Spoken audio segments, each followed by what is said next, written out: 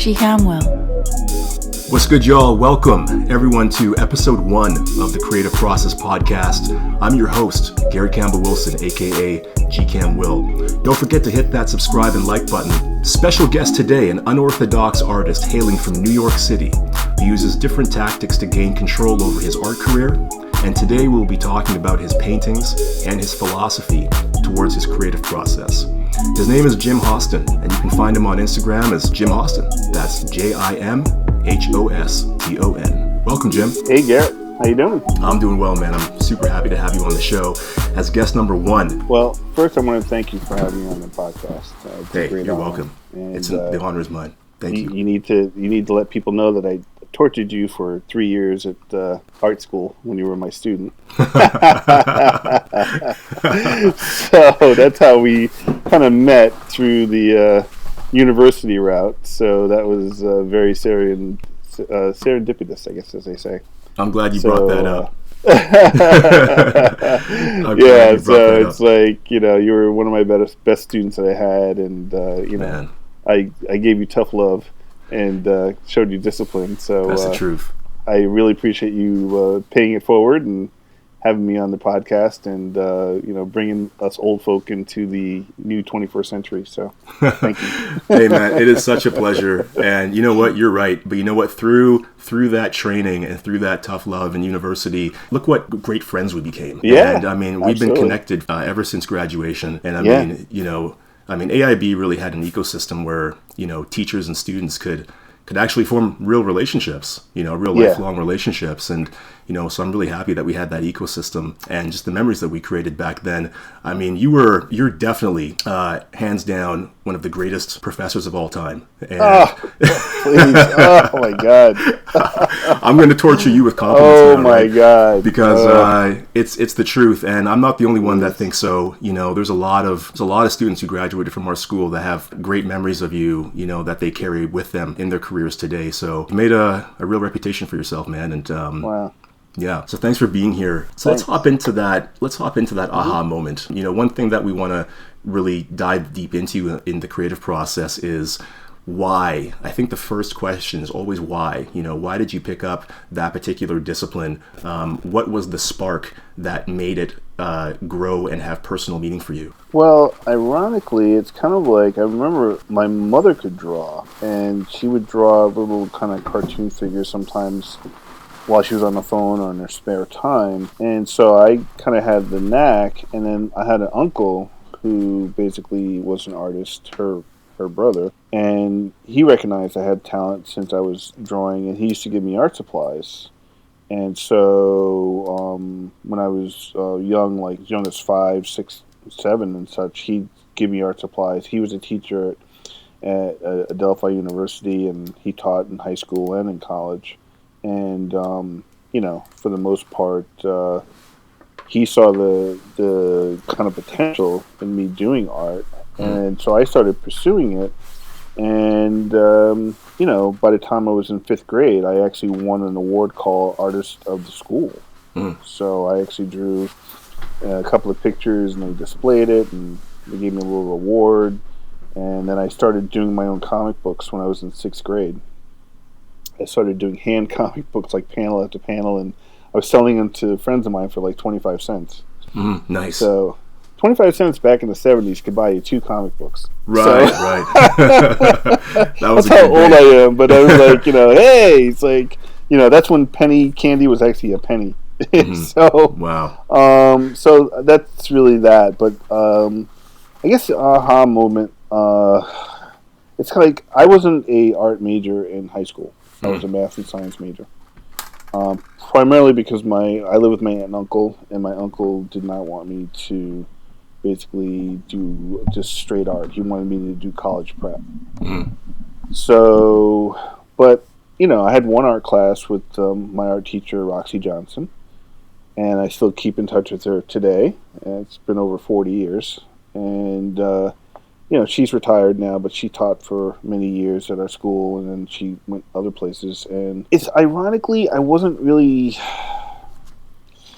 art geek in high school. I was an athlete. So I didn't hang out with the art geeks. I didn't hang out with, anybody that was like that. We didn't really have it. I grew up in a small town in upstate New York called Walton, and we had was farmers. So art was like the farthest thing from anybody's mind.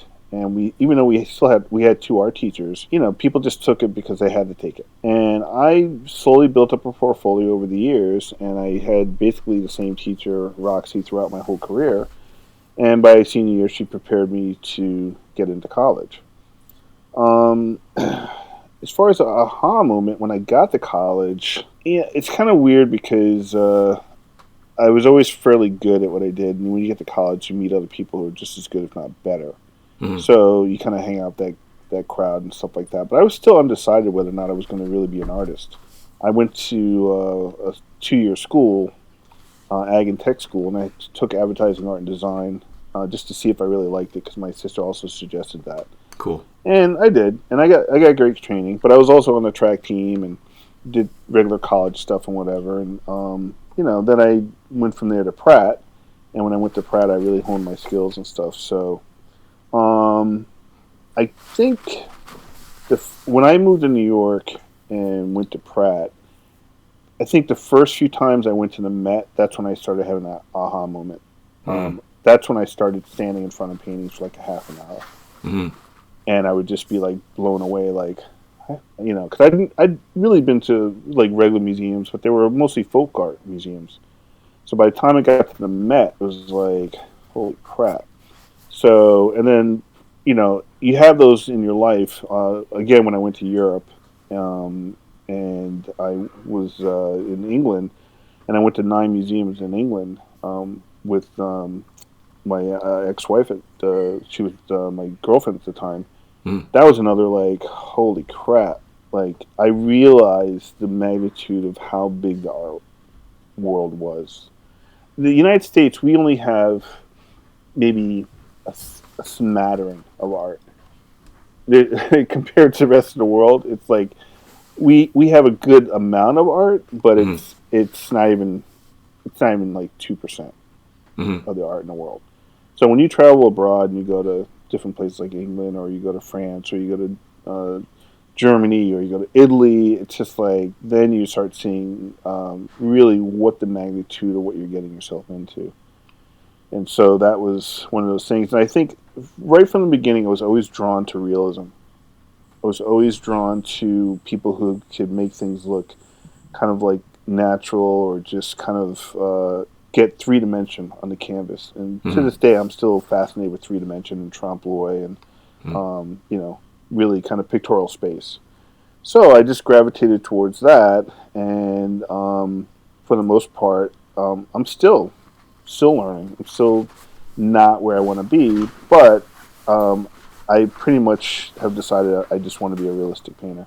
And that was it. So you always have to keep cultivating it. You always can keep learning. I still haven't done my best painting yet, so I still have time to grow.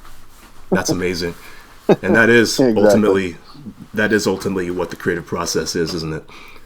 Absolutely. It's a lifelong journey. Always Absolutely. learning. Absolutely. Well, you know what? With that said, let's talk about your art. So I'm going to pull up a couple pieces here, and let's talk about this. Your James Howell, the accountant painting. Okay, great. Yeah, I put that one first, or wanted you to talk about that first, because I had been more in a commercial mindset when I first started out. I went to school for advertising, art, and design at Farmingdale. Then I went to Pratt for illustration. Then I was out for 6 years, and I decided to go to grad school for fine art.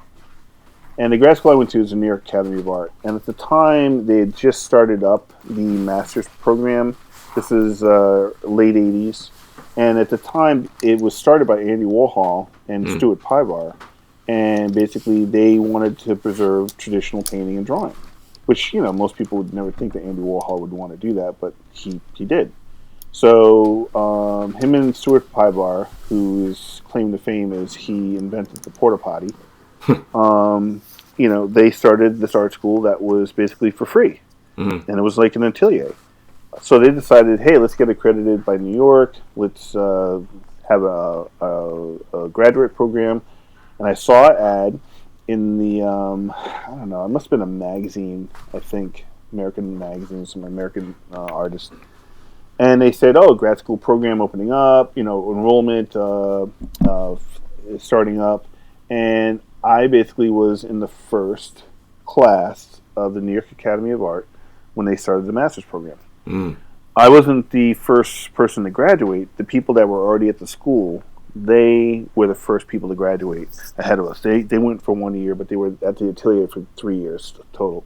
Right. But I was in the first graduating class for the first matriculated 2 years time.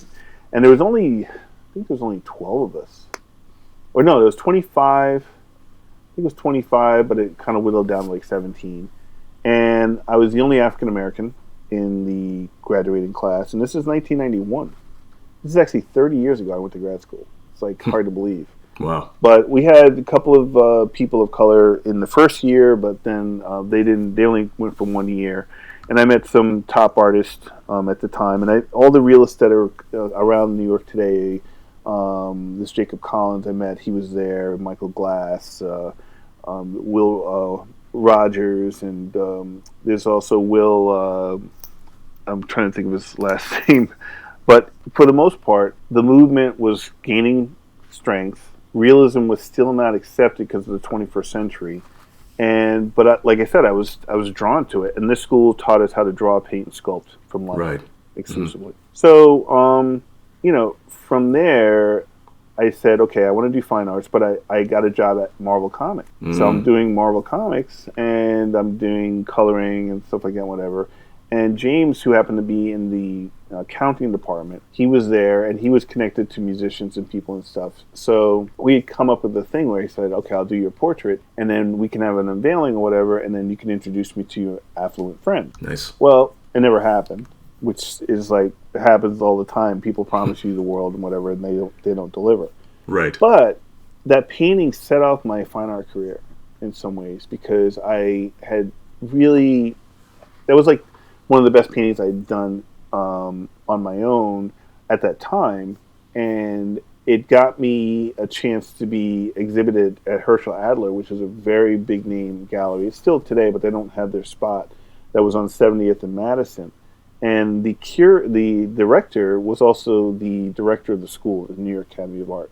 So the New York Academy is very connected with very wealthy people in New York, and Greg Hedberg was the director. He was also the curator at the gallery. Okay. So he saw the painting I did, and he put me in this, what they call Classicism of Now show, which was like in the early 2000s. That painting really got a lot of attention, and it's a great example of, like, if you do one decent painting, it can set up your career, and it can be the milestone that kind of like goes from there. So I was doing mass paintings, and I was doing some portraits and things like that pro bono for free, and I did this painting for him for free as well. But what I learned is that, okay, I can paint pretty well. I need to spend a little time. I probably spent about maybe 150 hours on the painting. I drew it from scratch. I didn't really project anything at the time. It took 17 layers to do his face. Wow. and such.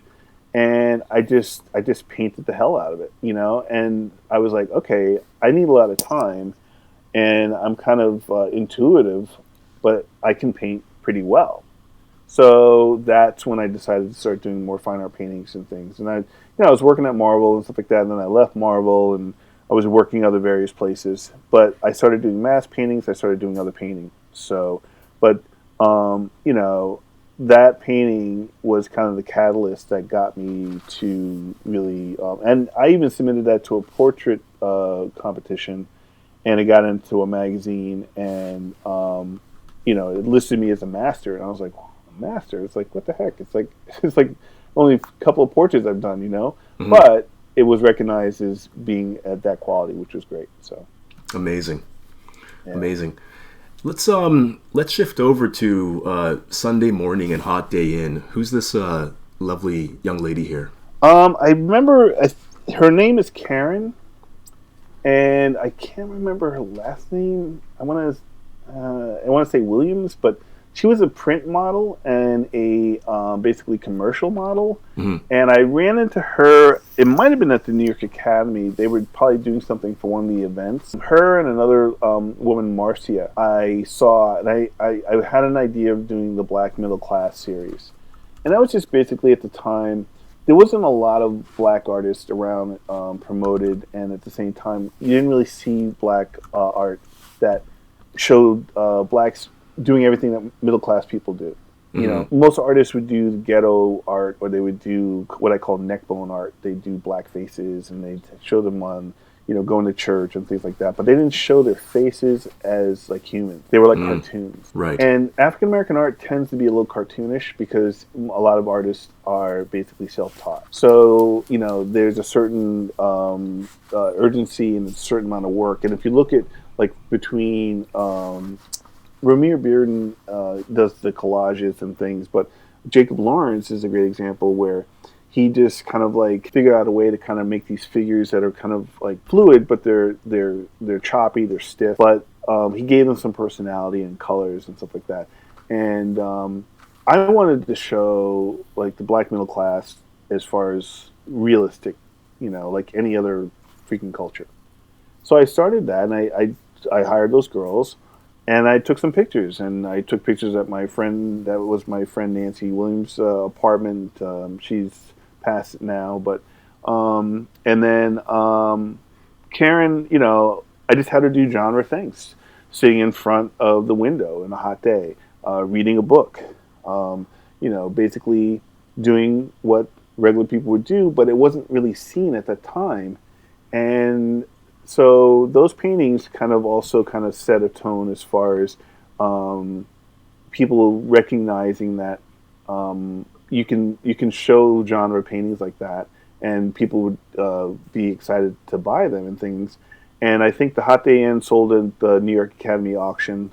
Somebody bought it during they have this auction for scholarships and stuff. And then the Sunday Morning was sold in Boston to a gentleman who was kind of a blue-collar guy, and he loved it. So he just said, I got to have this painting. And so, you know, it sold on the night of the opening, which is nice. Great. Yeah. So. Like, tell us a little bit about the techniques that you're using to create your work. Obviously, you have a great use of tonality and light and shadow and shape, and really bringing the energy and the essence of the figure to life. Tell us a little bit about the process that you go into while actually painting something of this. Okay, I think at the time when I was painting those, and I had taken a workshop with the very famous Nelson Shanks at the New York Academy. He had a weekend workshop. I saw his palette. His palette had 25 colors on it. And I was like, holy crap. It's like, that's a lot of colors. But then he explained when he did a demo for us and such, he would start his paintings out in a very high key approach. So the colors were very vibrant, very, very bright. And then what he would do is he would knock them down to become more natural and more formed. And so he said he was basically a colorist as a painter. And from then on, I basically had his palette list of colors during a workshop, and I started using that right away. So I started doing the same thing he started doing and adding different colors and color combinations and things. And it became more an intuitive way for me to paint as opposed to a structured way of painting, which a lot of painters have. So what began as like the way that I worked on things also became what I call now the blessing and the curse. Because when you don't have a formula to paint, which I don't, every painting is different. And I can't predict how long it's going to take to do each one, because sometimes I struggle with like getting the skin tone, sometimes I struggle with getting the background color, sometimes I struggle with getting the light right, and so I really can't always predict how long it's going to take. So, you know, over the time I've learned to do either acrylic underpainting or I do like basically a wash and underpainting, and I'm just using good materials and things like that and whatever, but I tend to think of myself as also kind of a colorist. I kind of like a limited palette, but the problem is that I wasn't trained that way. When I at the academy, they trained us with kind of a limited palette, but I also had a French academic kind of like background. And so I did like the idea of adding different color nuances and things like that, because you do definitely get some different kind of combinations and harmonization. And if you look at some of the greatest painters today, whatever, they basically are dealing with like either kind of a Richard Schmidt style of painting, and his color usage is extremely well versed in his books and things. So for the most part, I use that same color combination when I'm painting. I paint intuitively, basically, and so it's tough because I have friends that are formulaic and they can knock out things fairly fast. Mm-hmm. I'm definitely slow. I'm just like, it's like, because I'm obviously the person that when I look at the painting, I can see all the flaws in it instead of some of the good things in it. So I have to kind of like say, okay, let it go. Just it's good for now, and most people won't know there's problems. Right. So that's really where I'm at. Those painting series, I want to be a figurative painter, and I also started doing still lifes and stuff. But my main focus is form and volume. Absolutely. Those are the things that I love. I love form and volume. It doesn't have to be trompe l'oeil, but it just needs to be coming off the canvas. Yeah, and it definitely does, especially in the next piece that we'll talk about, April, your color study. Let's talk a little bit about that. There's a lot going on here, but it's definitely jumping off the canvas. It's completely full of volume, and I'm getting a real sense of depth. So what goes into creating a composition like this? What kind of thought processes are you using to compose a painting with so many elements? Well, this is taking the image was taken in her apartment, and one of the things that I liked about basically portraits or figure painting and things, and especially when I was doing this whole kind of documentation of the black middle class and stuff, 19th century painters would always show the wealth that painters or people had. Like in the 19th century, you'd walk into a person's the first room would be their living room. And in the living room, they would actually display all the worldly goods that are very precious to them and would show their rank and status in society. So I thought of that, the same thing. It's like the middle class are the middle class because they have means, they have money, they moved up, maybe they have very good jobs. Doesn't mean that they're a white-collar worker, but they have things going on. And with April, she lives in my building here in Brooklyn. She's very well known in the fashion world. She's an icon for fashion. She had her company called Walker Wear. She basically was doing fashion with Tupac, and she was doing it with Biggie, and also with Mike Tyson and tons of hip hop people. And she has other entrepreneurial things that she does now. So we talked about, again, let me do a portrait of you, and she was connected to the market at the time, and she still is. But I wanted to make this portrait really epic. So at the time, it's a 5 feet by 7 foot painting that was in process right now. But I did that color study so that if I did have a chance to show other clients, high-end clients, a lot of times they like to see what they're going to get. And so I did that for her, and I really took time and spent time to really kind of show what it could look like. And I was also curious to kind of do a color sketch and things like that. I don't mind doing color sketches. I think they're fun. That one's a lot tighter than I would do, but I was really happy the way it came out and the color usage. And when I do paintings now, or whenever I do figures or any type of art, I always want to include backgrounds. Mm-hmm. One, because in the last 30 years, the realistic movement has really picked up. And if you notice the last 20 years, younger people who are doing realism are extremely technical. They're great. Mm. But they tend to do things in the foreground and the middle ground. And then a lot of times when you do portraits, most people don't do any background. They become very modern.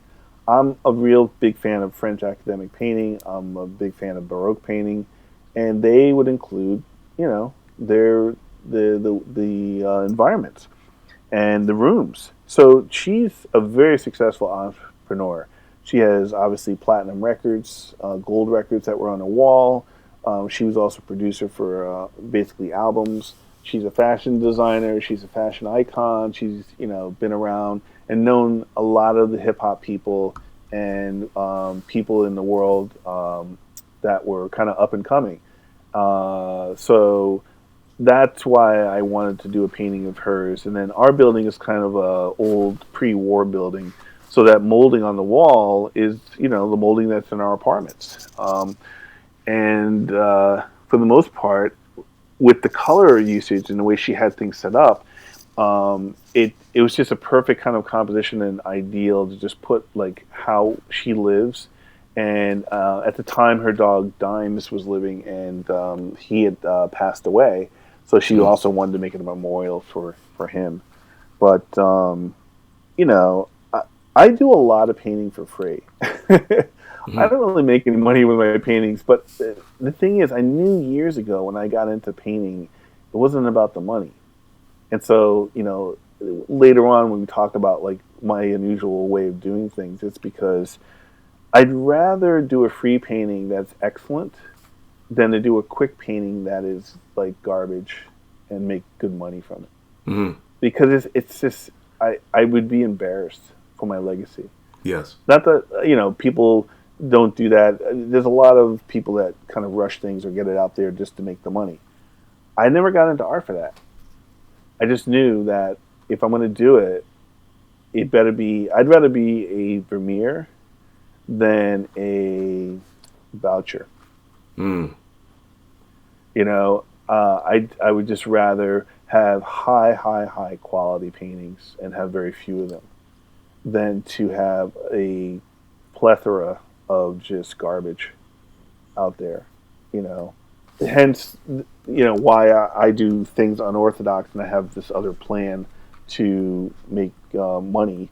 And I love painting. That's why I do it for free, And I like celebrities. They're I get excited at people who've done things, and I want to do certain things with them. Unfortunately, though, you got to live. So it's kind of like facts. Living in New York City and such. It's like in the last 30 years, things have tripled in price. By 2000, you need a full-time job. You have to make a certain amount of money just to even survive in New York. And now it's 20 years into the century, and it's just as bad. So I decided many years ago to become my own benefactor, because I used to work for Jeff Koons. I worked for other companies.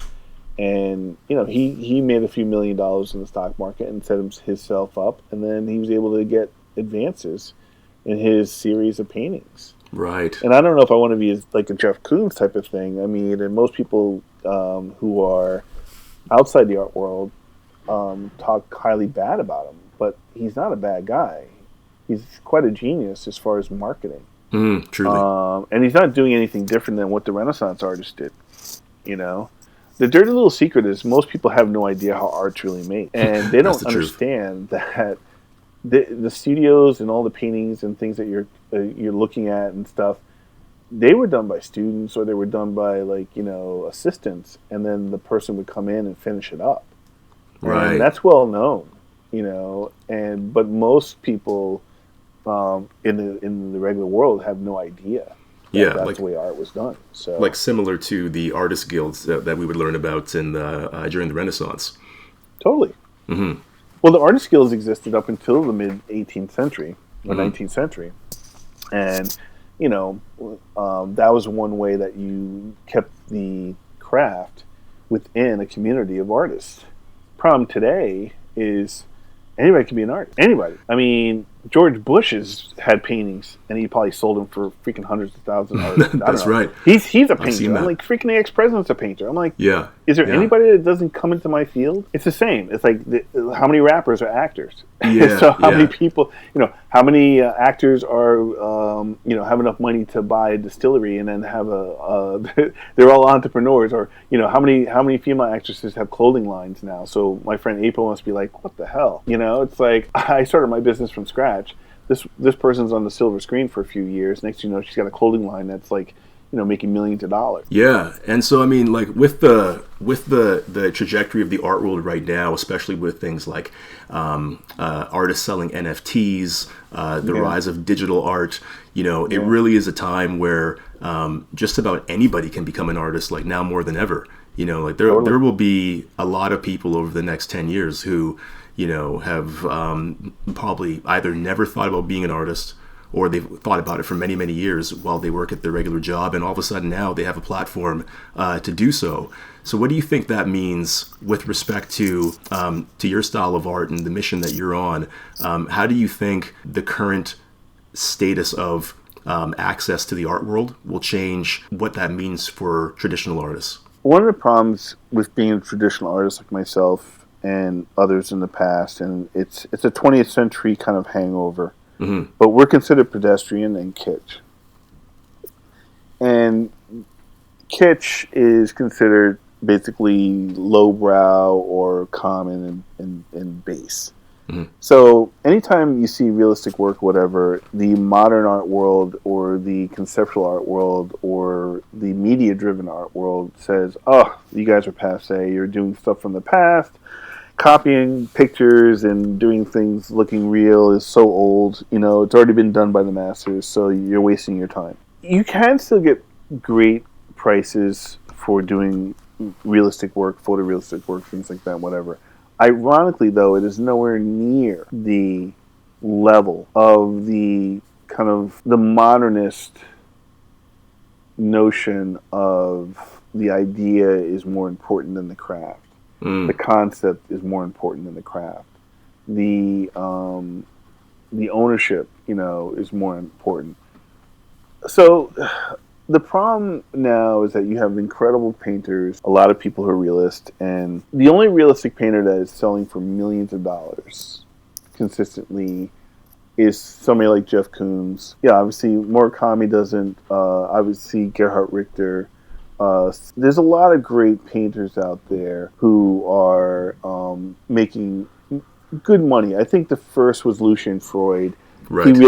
He set the tone where he sold a painting for like $1 million or $2 million, and he was living at the time. Now Gerhard Richter is like the highest paid living artist, other than maybe Francis Bacon was, but then he died, and then basically some of the other artists who paint still, but they're not realistic painters, are making great money. But if I can do a painting and get $30,000, I'll be like ecstatic.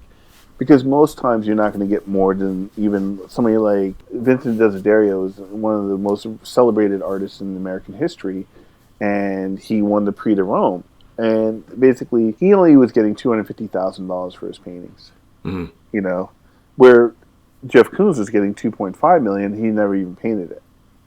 So you're like, okay, so how does that work? Let's see, you have a studio of artists like Murakami or Roy Lichtenstein or all these other people. You don't paint anything. You come up with the idea. The paintings are big, but you're selling them for $3 to $5 million.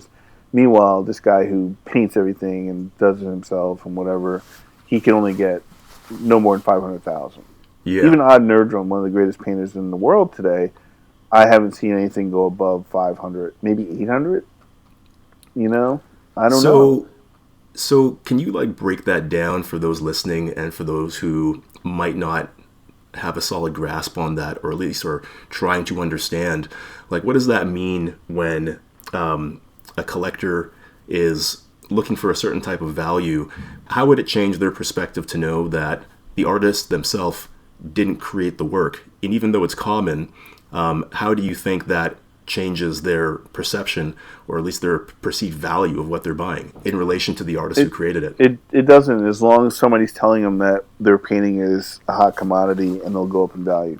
Right. Art is just like anything else that's speculative today, whether it's like cryptocurrency, whether it's like real estate, whether it's like, coins.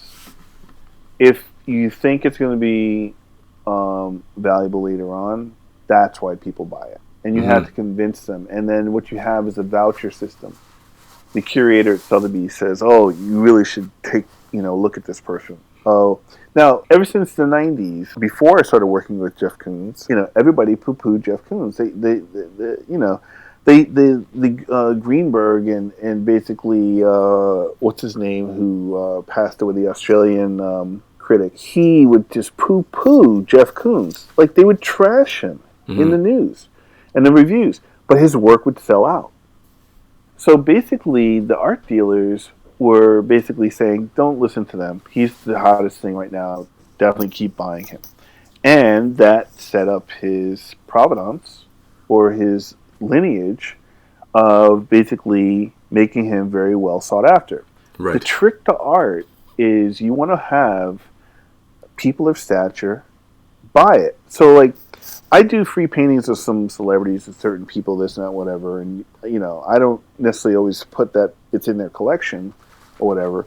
But if you can get a wealthy person of stature buy one of your paintings, once that one person buys it, it's like anything else. It's like the Joneses, keeping up with the Joneses. Oh, so and so bought a freaking a Warhol. What? He bought a Warhol. How much did he spend? Oh, he spent $1.5 million. And it's like, what? I gotta get a Warhol. Next thing you know, it's like you're the hottest thing, and everybody wants to get a Warhol, and they'll pay whatever it gets because so and so has it, and that's where the provenance comes in, or provenance. It's like it's all about who is buying your work, whose lineage is, and Jeff Koons got people in the early '80s and mid '80s to buy his stuff because Jeffrey Deitch, his dealer, had talked him in and saying this is the next greatest artist. Yeah. That's what it comes down to. Art Yeah. is speculation. So, I mean, we're really having a bit of a marketing conversation when we say that, because what this sounds like to me is word of mouth marketing and guerrilla marketing are still very much used to build an artist's career. So, for the guest listing today, other than selling your artwork to an affluent client, what other approaches or avenues can artists explore today and even take action on right now to help them do exactly that? Well, to be honest, I'm not the person to talk to about that because I'm not a successful artist selling to different markets. You'd have to talk to someone who makes $1 million or $2 million a year selling their artwork, and you don't even know who they are. They might be going to the art fairs. They might be doing stuff online. They might be doing things with backdoor deals. They might there's another thing where a lot of artists already have provenance because they come from wealthy families, and that catapults them right away. Some people marry into it, and so that can also promote you. Either way, the problem is that it's a game. Some people are available to play the game. Some people are not. I have not played the game. I have not wanted to play the game, and I knew that. And it's one of the things that kind of makes it hard to be an artist because I've been around famous artists, and they didn't play the game either. But then what happens is they suffered later on in life. And, it's like basically they were altruistic about their work, and it's kind of like they were hot for a quick minute. But then two things happen, and this is what happens with most artists. You have a reputation, but then if you stop painting, it's going to go away. Art is a fashion industry. You're hot for as long as people see you out there. Once you stop producing, you stop getting out there. It's like you're a celebrity. Once they stop seeing you and stuff, they think that, well, he's not producing, or if you don't have things lined up. And so I'm really bad at that. I'm like, I don't have trust of the art world. I don't have trust of people in the art business. And at the same time, I'm not producing. So I know one of the reasons why I was saying, like, I like to do form, and I was doing certain paintings and things like whatever. But I realized about 15 years ago I need to be my own benefactor because I need to be semi-retired, or I have to have passive income coming in so I can sit at home and just paint at will, and then I can actually put myself online and charge what I want. Because basically, if you don't ask for the money, you won't get the money. Right. Absolutely. But what helps if you ask for the money and you have somebody that is in your collection or has a piece of yours, and they can provide provenance, then you're like, oh, so you want $25,000 or $50,000 for that portrait, but who's bought your stuff? Mm-hmm. Well, it's in the collection of this person and that person. It's like, oh, wow. Or somebody goes to that person's house and sees your painting and like, what? It's like, who is that? Blah, blah, blah. Mm-hmm. So, a good example would be Kehinde Wiley. Kehinde and I showed together at the Studio Museum in Harlem in about 2002. He wasn't painting the way he was painting now and stuff like that, but, it was nice stuff and it was decent. But within 5 years, he's shot up the ranks because Jeffrey Deitch took him underneath his wing and was able to promote him and provide he would vouch that he would be the next great artist. Now, the art world is notorious for obviously taking younger artists and then cultivating them and then spitting them out after like the third show. Right. But it happens to everybody, Young people don't realize that they're being taken advantage of. And they think the art world and everything's going to be great. And they make a lot of money when they're 25, 26, and they sell paintings for $30,000, $40,000. Then all of a sudden it dies down. And then they have to pick themselves up. And this happens to everybody. Every artist who's either big or whatever for a certain amount of time, the gallery either drops them or, the gallery, if you don't keep producing whatever, then you change galleries. Mm-hmm. And then, then your stuff either goes down in price or it stays the same price or whatever. Nowadays, after economic downturns, like 2008, the price of art dropped and artists were suffering. But, you're not suffering if, you're Jeff Koons and you sell a painting for $2.5 million, but it goes down to $1 million. Right. You're still selling it for $1 million. You're suffering when you're selling stuff for $100,000.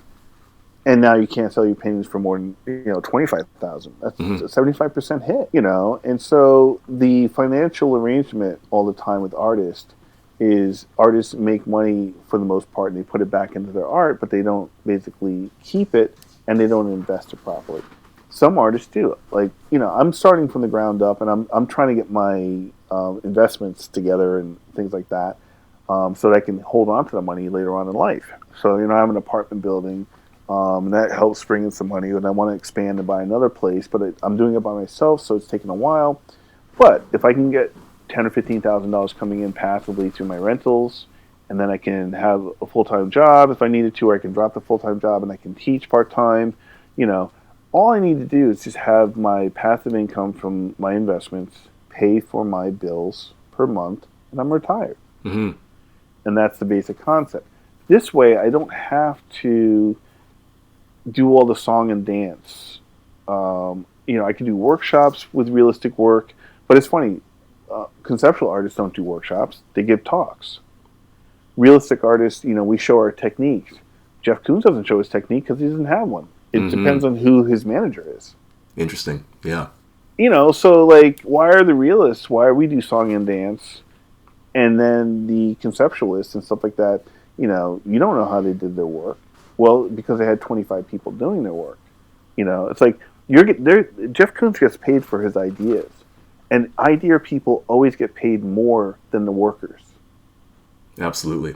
The worker bees are the ones who sweat, and the people who own the company and or have the idea are the ones who get paid the most. So I want more control over my art business. And so that's why I'll go and do stuff in my gallery. I'll give them a consignment and say, yeah, you have it for 6 months. If it doesn't sell, it comes back to me. But then when it comes back to me, if I sell it online, it's not yours. I'm not exclusive with you. Yeah, and if you go down to the art fairs and, stuff sells, then, yeah, you get to 50%. But if that work doesn't sell and I guess it comes back to me and I sell it for the same price, I get 100%. Mm-hmm. The internet makes, commerce fair. Now, the other dirty little secret in the art world is you better get as much money as possible for your paintings. Why? Because whoever buys it can sell it on the secondary market for triple or quadruple later on if you are a stature artist. Great film. There's two films that are really great. I think it's called The Price of Everything. It's on Netflix. And there's another one... Price of Everything is really good, though, because it shows you how artists were getting basically ripped off, or they were not getting the benefits of the secondary market. And the secondary market started off in the 70s. Mm-hmm. And basically, it shows you how the art market really works. And so it's like, is it like basically manipulated? Absolutely. Is it basically kind of controlled price wise? Absolutely. Uh, who you get to know is important. True, but it's a business that doesn't make sense in an entrepreneurial sense. Mm-hmm. And if you've ever tried to get a loan or a house mortgage or whatever, being an artist and not having a job, you know what I'm talking about. They look at every financial thing to make sure you can pay for that loan and whatever, and you have to have a lot of money sitting around. And the middle class, we tend to do things kind of backwards. We save $200,000 to buy a $600,000 house, and then all our money is tied up in that stupid house and in our work and stuff like that. And meanwhile, if you kept the $200,000 and borrowed against it, it's like, oh, but borrowing money is bad. You don't want to. It's like borrowing money is tax free. You pay less in the interest than you would in taxes any day. Mm-hmm. Nobody thinks about that. But you have to think of it that way. Like New York State says you're not supposed to pay 25% in credit card rate. Now, but if you get a loan or you have a loan based on collateral, it'll probably be anywhere from 8 to 12%. So you say you borrow $50,000, 8 to 12%. That's still less than 33% if you'd earned it. Mm-hmm.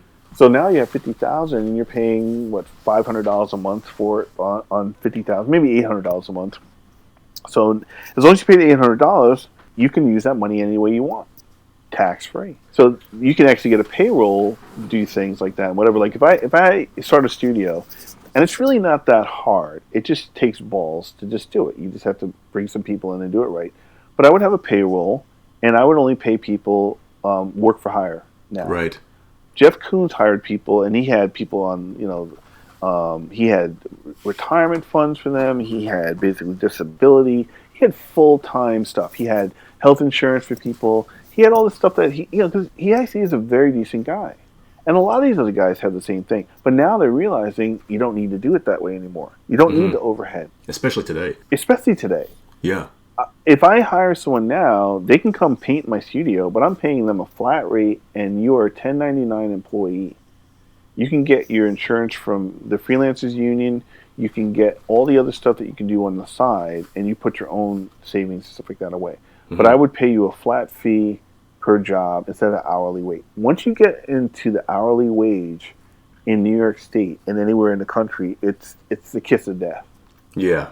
And that's where jobs are going as well. People who have these corporate jobs, they're very, very lucky, because what's going to happen is without brick and mortar, they can basically save millions of dollars in rent. They won't pass it on to their employees, but what they will do is they will be able to, if they're shareholders or whatever, they'll be able to give bigger dividends, things like that, whatever. Of course, yeah. But if you have health insurance and a real job, you're very, very lucky. Now, you still have to pay for your health insurance and you still have to pay for your retirement. But there's definitely bit better ways to do it. For me, I am about cash flow. So I want to increase my cash flow. I want to pay off all my debt by the end of this year, hopefully. A lot of artists don't have a lot of debt, which is great, but they also don't have a lot as well. Mm-hmm. No car, no house, this and that. They have a studio and they maintain a studio. But it's really your ego. Like, what do you want to do? How big do you want to get? And can you do it by yourself? And a lot of times in art, you can't. You have to have someone vouch for you. You have to have provenance. Who's going to vouch for you that says you deserve to be in the Brooklyn Museum? You deserve to be in this collection. You need to be in this auction. You need to be in Miami in December. Mm-hmm. That's not easy. And so for artists who are trying to level up their careers right now, what would you recommend they do first in order to either expand their network or to earn more friends of affluence who will, spread the good word about their craft? Again, I'm not really qualified for this, but okay. Because I'm not doing it. Yeah. But most people that I see that are doing very well, if you do have a lot of inventory, which a lot of people my age, over 50, 55, have a lot of inventory, you have to decide, okay, can I sell it online? Would I do it through Artsy? Would I do it with my own website? Will I get an art marketing person? Will I try to approach a gallery, which is difficult because they have younger artists they want to deal with, but you don't need the gallery anymore. Art storefronts is a thing that people use. They say, "Oh, I sold $100,000 worth of art and this and that, whatever," and it's great. What it comes down to is younger artists you have to produce, older artists you have to produce. This is a labor intensive business. Yeah. And if you need to get employees or people, there's a lot of people out here in New York who have employees, 4 or 5 artists. I've gone to those studios. I've seen the work, and they're looking for people that are realistic, and they paint, and they have clients in Germany. They have clients in, Korea. They have clients all over the world. You don't even know who they are. The problem with the art market today is I can't keep up with it. Even if I used to get like 8 or 9 magazines, and I was like, oh my God, okay. Now everything's online. I can get the art newspaper. I can get this. But it's like, who is who? There is so many different people out there, and they are like famous for a few minutes, and then they kind of fade away. Right. And then they're blue chip. They're this, It's like I see it all the time. It's like any type of celebrity. Art is no different than being an actor or actress. The difference is that the ROI, the return of investment, is very low. An actor gets commercials, and Kevin Sorbo, okay, I remember, this is dating me, okay, from the 90s. Uh-huh.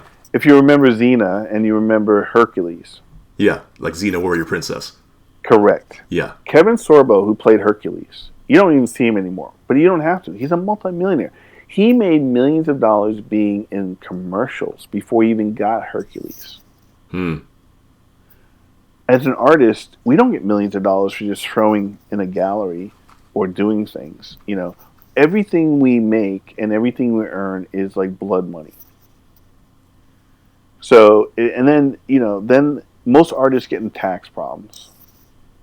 Because when you become successful, you think, hey, this is great. And then you forget you got to pay taxes on that.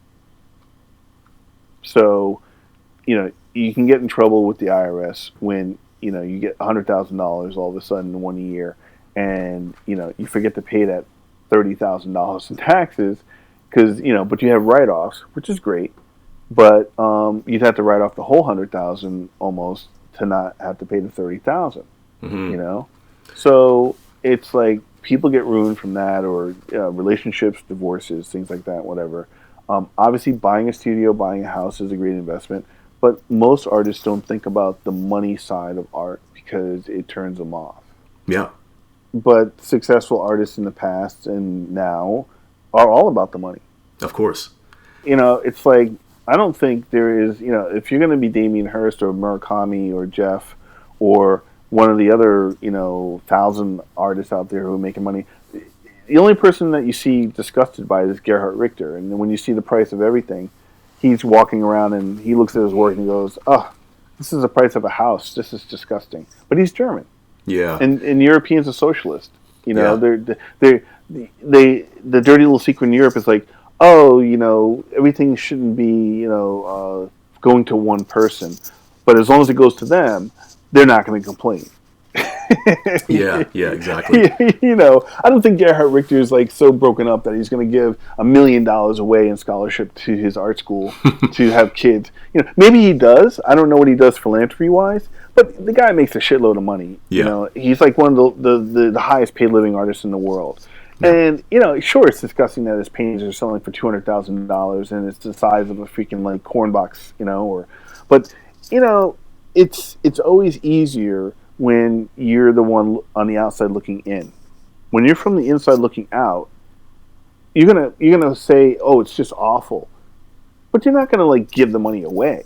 You're not gonna say, "You should lower my prices," because it's not about you anymore. The art director and the gallery or whatever, they're like, "No, we want the prices as high as possible." And look at all the records that are going on with art buying now. Mm-hmm. It's huge. And then NFTs. It's like, because there's so much money out there. People have no idea how much money is out there. There is tons of money out there. Again, I hope that I can be a poster child someday and say, I asked for $50,000 and I got it. Because that's what it takes. Yeah. It's great to have someone back you up with it, But again, if you see people create garbage and they're getting 50 grand. So it shows you there are plenty of people out there that will pay. I mean, hell, there was a lady on YouTube that I saw, and she said she made $500,000 after never selling any of her artwork. Yeah, I've seen a lot of stories like that lately. And I'm like, exactly. What? Yeah. Money is intoxicating to artists, and it's what can corrupt you. Let's go a little deeper into that, because I mean, you touched on an interesting point earlier, which was like the fact that a lot of artists don't have a good understanding of their cost, and they're not thinking in terms of how much taxes is owed on their sales, and they're basically just living their life off of the profits of their work without well-rounded or even thinking about the next 5 to 10 years of what they're going to do with that blood money. But then we look at what's happening right now with NFTs, like massive conversation about this going on online. There's a humongous community of brand new investors who have done extremely well in crypto and just have a lot of money, laying around. And like we've seen the record-breaking sale by Beeple, which, has obviously shattered records for living artists, not to mention digital artists. But when I go on to like With Foundation and like OpenSea, I'm seeing all different types of backgrounds of art and skill levels that are minting their work, and some are doing extremely, extremely well. I saw a piece by let's take James Jean or Murakami, for example. I mean, they recently sold pieces for something north of $500,000. I think there's one for James Jean was about $5,000. What was the site that was on?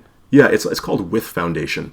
So With Foundation is it's probably one of the best websites for minting your NFTs, because that's where people are. That's where artists are getting the highest payout for their work.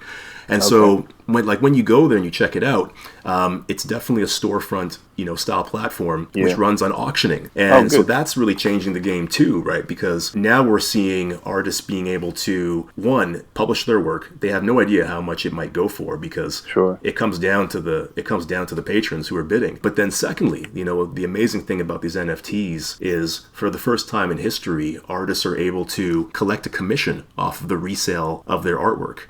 And so that's very good. Using something called smart contracts. And so I kind of wanted to get your take on, is that something that would, as a classical and a traditional painter and artist, what does that bring to your mind? Does it motivate you to hop into the digital scene more? Like, is it giving you some certain takeaways or tools that you want to use in your artwork moving forward? Like, what are your thoughts about that transition? Yeah. If I'm definitely want to be successful or profitable or, certain things, I'll definitely look into it. I didn't know if NFTs were digital only or if they are actually tangible forms of art. Both. So I know that some friends of mine, I've seen them talk about it on their platform and saying, I'm starting to try to get an NFT together, this and that, whatever. Yeah. If an NFT can work and help spread realism even more than some of the other stuff that's more conceptual, that would be great. Mm-hmm. And the thing is, $500,000 is a great amount of money. James Jean is, I don't know if he's a good exception, because he was selling stuff for $10,000 to $20,000 to $50,000, $100,000 already. He's already a multi-millionaire. Exactly. So for him to sell something on an NFT, probably he'd have to sell it for $2 or $3 million, because some of his paintings are really big. Mm-hmm. Exactly.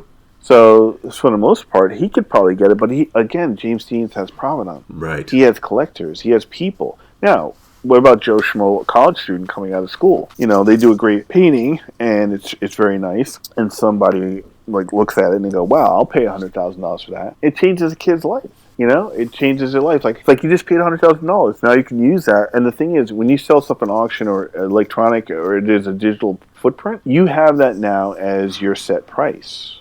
Basically, galleries and places are looking to see online. I wouldn't mind putting myself in auction to a certain extent or something like that, because once that price sells for that, then that's what they think you're worth. Mm-hmm. And if you could sell, say you could sell 10 paintings and they're all $100,000, so you have $1 million. Now you have to just say, okay, does that motivate you to do more work? Does that motivate you to walk away and leave the table like in Vegas and say, "Oh, I made it. Well, let me let me just cash out and kind of lay low"? Does it make you want to do more stuff, whatever? But then you get a financial advisor, then you get this and that, whatever. If it works, I think it's great because artists are underpaid all the time. But there's so many artists out there that at some point that's going to be saturated as well. And there'll probably be an adjustment period. Right now it's early stages. So it's like crypto. If you bought crypto at $250, you're sitting pretty. It's like, anybody who has Bitcoin is a multimillionaire. Mm-hmm. But then you have to cash in before it's dropped $22,000 in the last 2 weeks. Yeah, this past 2 weeks have been insane. And Ethereum was like, $2,900. And I was like, well, maybe I'll get one Ethereum coin. Then it went up to $4,400. But now what's happening is that the provenance is getting basically disputed. China said they wouldn't use cryptocurrency. That's right. Tesla stopped accepting it when they were buying cars. Mm-hmm. Then they decided to accept it. But then it's like it goes back and forth. What's going to happen is a thing called QFS, which is quantitative financial system. That's going to be taking the place of the cryptos, because what happens is the QFS is going to be government regulated. And if you're really into the whole reset of the world, it's all about one currency. It's all about basically trying to have one world currency run by the International Money Fund or the United States or China, whoever's going to basically put it out there. And it's regulated by a world central bank, which is not a real bank, as if you study money, you know that central bank doesn't exist. It's just a title. Mm-hmm. So, there are great artists out there who have studios, who have sold and made money through real estate, this and that, whatever. All I can say is, if you're interested in money, study it. If you're interested in art, do art. If you're interested in being famous, then get YouTube channels, get this and that, whatever. Everything's out there for you to do what you need to do. For me, I want cash flow. I want basically to like the work that I'm putting out. And that's basically it. Mm-hmm. Some people just want to make, as much money as possible and live high on the hog, and that's great. Most artists just want to have their little piece of the pie, and they want to have their little space. But the problem is they're very naive, and they don't understand that it's a business. And what you do for fun and what you do, I can't keep track of all the art on Pinterest, Instagram, Deviant art. It's just in the art magazines and the blogs. And it's too much. All I can do is focus on my little world right now, put my work on a platform, get somebody to help me do that. If I can look at, the With Foundation, and the smart contracts are great, because that means that if you're going to get residuals from people buying your work, that should have always been the case, but they've been trying to do that for 50 years. Right. And ever since the secondary market came about, they said, no, that's my money, I own your piece. But, they don't own the copyright, but they own the physical piece, which means that way they're not sharing the wealth. And the secondary market is what's hurt a lot of artists. Mm-hmm. Mm-hmm. Absolutely. It's like, and you see it. It's like, you sell it, even if you sell it for $100,000. Oh, a good example, Kerry James Marshall. Kerry James Marshall sold the painting, and P. Diddy bought it for what? That's right. $29 million, $27 million? Yeah, something like that. 20 years before, Kerry James Marshall sold that painting for $25,000. Mm-hmm. Is that 1,000% increase for P. Diddy to make off the back of Kerry James Marshall? Now, Kerry James Marshall must be a millionaire, but he would have been even a bigger millionaire if he'd gotten the $27 million. Exactly. So, as a business sense, we have a donkey head on our shoulders. It's like somebody bought that for $25,000, and then P. Diddy bought it off somebody who had a bigger name, or just as big a name as him, and it was, bumped up quite a bit on the secondary market or third market, and that's what happened. If you can live and actually have, like, not all artists have estates like artists did 20 years ago, 30 years ago, whatever. You go to Monet's house in France, and it's like a palace. Yeah, exactly. You're like, holy crap, this guy made a lot of money. And yeah, and some of the other illustrators and artists in the turn of the century are making tons of money. Now, they are. Jeff Koons and all these people have like townhouses in Manhattan and all these other places and all these different homes and stuff like that, whatever. Hey, if you can do it while you're living, get it done. But don't complain if you don't have any money. Don't complain if you basically are not getting recognized. Don't complain if you won't compromise to get what you want, because that's what it comes down to. It's all about playing the game. I don't want to play the game. I don't trust people, so that's why I'm doing my own thing so that I don't have to rely on somebody else to be in charge of my career in life. So Absolutely. I'm going to try to buy as much real estate as possible. All I need is about 30 doors. Give me about $25,000 a month coming in. I can live pretty comfortably anywhere around the world for that. You know, even if I get 10 doors, I don't get 30 doors. Mm-hmm. That's probably $15,000 a month, and then I can just pay off my debt and stuff. But one, it's a worldwide economy. You don't have to live in the United States anymore. Two, you know, you can sell work anywhere you want now online. Three, you can set up a studio someplace cheaper anywhere else in the world. Four, there's a lot of money out there. So if you really want it, you just have to go chase it down or find someone that can chase it down for you.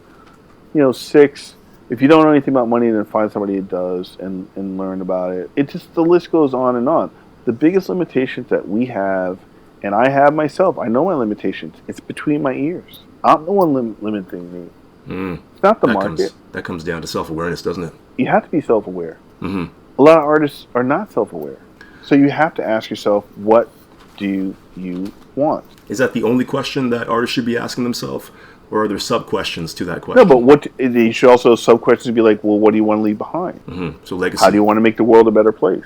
Mm-hmm. Does that matter to you? Is it important? And why is it important? And what are you going to do about it? And some people donate to artwork to a lot of places. Some people do volunteer work. Some people do this and that. But don't get upset when you see somebody making $100,000 on a painting and you're not doing the same thing they're doing, or you think, you know, I mean, so many artists hate Jeff Koons. I'm like, why? Oh, he sells out. He doesn't do his work. It's like, yeah, he thought of it before you. And then what? Like, obviously, you know, he can have any museum show he wants. He's got great power. Would you like that power? Oh, I wouldn't want that, this and that. Okay, so then just admit that. You don't have the guts to do what he does, and be happy about that. Don't, you know, get pissed off because they're making millions of dollars.